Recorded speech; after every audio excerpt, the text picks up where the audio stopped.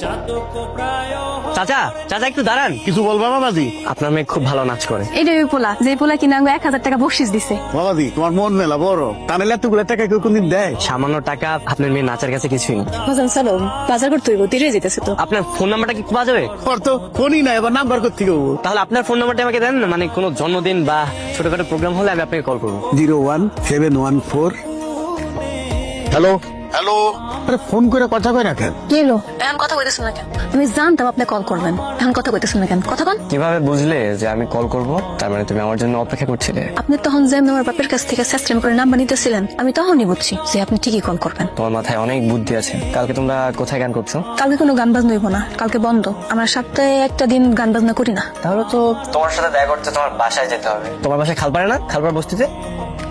তোকে যে আমার বন্ধুর বাসায় যেতে বলছিলাম, গেছিলি? তোমার গেলে তো নিশ্চয়ই জানতে পেতে, তাই না? তোর বাবা এতবার বলছে, তোর গেলে কি সমস্যা একবার? মানে বাবার ফ্রেন্ডের বাড়িতে আমার এমন কি জরুরি কাজ আছে? কোনো কাজ নাই, এমনি যাইতে বলছিলাম তাই যাবি। সারাদিন কি করিস? টই টই টই টই করে ঘুরে বেড়াস। আমার লক্ষ্মী ছেলে, বাবা যেহেতু বলছে একবার একটু চা না বাবা। আদর করতে করতে মাথায় তুলে দাও ছেলেকে। তোমাকে তো আমি খুঁজতেছিলাম। আমার খুঁজুন কেন? তুমি বাইকে ওঠো, তোমাকে পৌঁছে দেবো।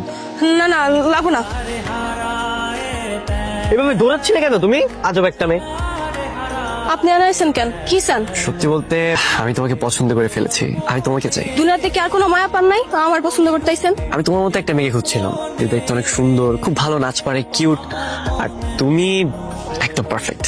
তার মানে কি আপনি আমার বিয়ে করতে চান? হ্যাঁ অবশ্যই করব। আমি তোমাকে ভালোবেসে ফেলেছি, আর বিয়ে করলে আমি তোমাকে করব।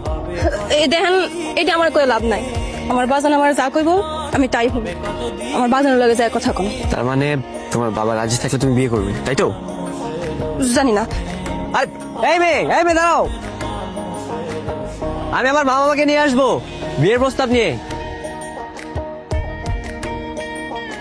কিছু বলবি? বাবা আমি বিয়ে করতে চাই। কি বলবি? আরে এটাই তো আমরা চেয়েছিলাম, এই জন্য তো আমার বন্ধুর বাড়িতে তোকে বারবার করে যেতে বলছিলাম। তুই এগুলো নিয়ে চিন্তা করিস না তো বাবা, মেয়ে আমাদের পছন্দ করাই আছে, এবং তুই দেখলে তোরও পছন্দ হয়ে যাবে। ও আচ্ছা, এই কারণে কদিন ধরে বলতেছিলা যে বন্ধুর বাসা যা, বন্ধুর বাসা যা। তো বললে কি হবে? তুই তো একবারও গেলি না, একবার একটু চা না বাবা। ধর্মা মেয়ে আমার পছন্দ হলো না, তখন? আমি 100% কনফার্ম পছন্দ হবেই।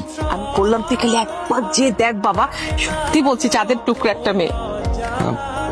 তারপরও ধরো যে মেয়েটাকে আমার একদমই পছন্দ হলো না, তখন কি তোমরা আমাকে জোর করে বিয়ে দিবে? অসম্ভব, একদম না।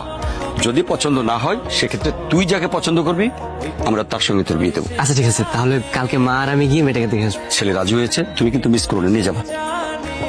একটা কথা কওয়ার ছিল। একটা কথা কবে কেমন জননী, 10টা কথা কব শুনি, কও। বাজান ওই দিনকার নাচের পরে একটা পোলা 1000 টাকা বকশিস দিল না? হ্যাঁ ওই পোলা নাকি আমার বিয়ে করতে চায়। ঠিক। ওটা মস্কারা করছে। হ বাজান আমার কাছে আইছিল। হ্যাঁ ওরা আয় কইলো ওই নাকি আমার বিয়ে করতে চায়। পোলাটা দেখে তো মনে হচ্ছে বড় লোকের পোলা। হ্যাঁ তোরা বিয়া করবার চাও ওকে? কিন্তু আমি কেমনে কম বাজান? আমারে কইছে দেখো তো আমি তোমারে কইছি। আর ওই চাইলে গো নাকি? আমি তো বিয়ে করতে চাই না বাজান। তুমি কিন্তু আমার অনেক কোনো বিয়ে শাদী দিবা না, আমি কিন্তু অনেক কোনো বিয়ে শাদী করতাম না। মারে বিয়া শাদী করবি কি করবি না তুই করলে তো হইব না, সব কিছু বড়লা ঠিক করে রাখছে।